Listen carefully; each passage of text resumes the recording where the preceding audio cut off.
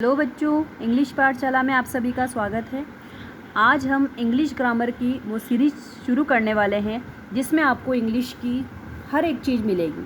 मतलब English grammar से related कोई भी टॉपिक आपका ऐसा नहीं रहेगा जो आप इसमें ना पढ़ पाओ। तो हम स्टार्टिंग कर रहे हैं हमारी पार्ट ऑफ स्पीच से, जो 8 प्रकार के होते हैं। और देखिए, आपको इस चैनल पे इंग्लिश ग्रामर और लेसन्स और सब कुछ रिलेटेड जो इंग्लिश से संबंधित जो भी चीज़ें हैं वो आपको मिलेगी। सो अगर आपने मेरे चैनल को अभी तक सब्सक्राइब नहीं किया है तो प्लीज़ कर दीजिए, ताकि आपको आगे से इस तरह की जो भी वीडियो आए वो तुरंत मिल सकें। आज हम पढ़ेंगे parts of speech. Parts of speech 8 प्रकार के होते हैं। जनरली हम इनको जानते हैं, लेकिन इनको आज मैं आपको इनसे इंट्रोड्यूस करवा रही हूँ, और इसके बाद इनके जो डिटेल्ड वीडियो है वो भी आपको इसी चैनल पे मिलेंगे। हम इनका इंट्रोडक्शन किस प्रकार से है वो देख लेते हैं। जैसे हम जानते हैं कि पार्ट ऑफ स्पीच 8 प्रकार के होते हैं: noun, pronoun, adjective, verb, adverb, preposition, conjunctions और इंटरजेक्शन। पहला हमारा आता है नाउन। नाउन क्या होता है?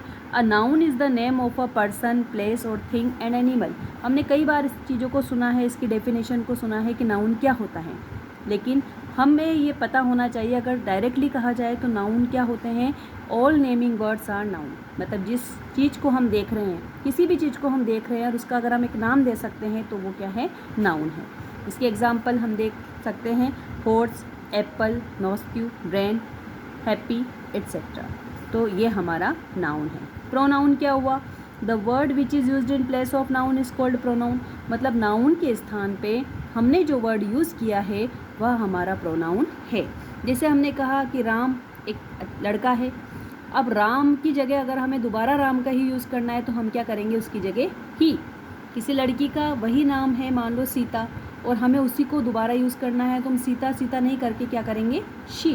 तो इस तरह से इसके एग्जाम्पल हम देख सकते हैं: he, she, it, we, they, him, her, this, that and etcetera. ये सारे हमारे प्रोनाउन के एग्जाम्पल्स हैं। तो आई होप कि नाउन और प्रोनाउन आपको समझ में आया होगा कि ऑल नेमिंग वर्ड्स जो होते हैं वो नाउन कहलाते हैं, और उन नेमिंग वर्ड्स की जगह जो हम यूज़ करते हैं वो हमारे प्रोनाउन कहलाते हैं। तीसरे नंबर का आता है हमारा एडजेक्टिव। एडजेक्टिव का मतलब होता है विशेषण। अब जैसे हम जानते हैं कि इस विशेषण में ही विशेष छुपा हुआ है, तो क्या विशेष है? अगर हमने यहाँ पे कहा गया है a word which is used as a modifier of a noun is called adjective. मतलब नाउन को क्या कर रहा है? मॉडिफायर जो कर रहा है या मॉडिफाई जो कर रहा है वह एडजेक्टिव है। जैसे कि हमारा एग्जाम्पल है यहाँ पे: blue, tall, thin, long, short, red, etcetera. अगर हमने कहा कि यह किसी भी लड़के के लिए कि द बॉय, लेकिन हमने कहा द बॉय इज़ टॉल, तो टॉल बॉय या बॉय टॉल है, तो ये टॉल क्या कर रहा है? इस नाउन को मॉडिफाई कर रहा है, टॉल बॉय। ठीक है, तो ये क्या हुआ? एडजेक्टिव है जो नाउन को मॉडिफाई करता है, वह हमारा एडजेक्टिव। मतलब नाउन के बारे में कुछ विशेष बता रहा है, कोई क्वालिटी बता रहा है, तो वह हमारा एडजेक्टिव है। नाउन, प्रोनाउन और एडवर्ब देखने के एडजेक्टिव देखने के बाद अब हमारे सामने आता है वर्ब। वर्ब क्या है? A word which is used to describe the action is called verb. कि वो वर्ड जो किसी वर्ब जो एक्शन को डिस्क्राइब कर रहा है वह हमारी वर्ब। मतलब एक्शन वर्ड्स जो भी हैं वो हमारे वर्ब हैं। जैसे रियलाइज, वॉक, सी, लुक, सिंग, एट्सेट्रा। तो जिस भी वर्ब का मतलब होता है कोई कार्य का होना, कोई काम हो रहा है, चलना, फिरना, खाना, नाचना, ये सारे क्या हैं? वर्ब हैं। इसके बाद नेक्स्ट आता है एडवर्ब। नाम से ही पता चल रहा है कि वर्ब में हमने कुछ ऐड किया है, वो एडवर्ब है। A word which is used to give additional meaning to a verb और an adjective is called adverb. मतलब हमने वर्ब में कुछ ऐड कर दिया, कुछ एडिशनल मीनिंग देने के लिए, तो वो हमारा एडवर्ब है।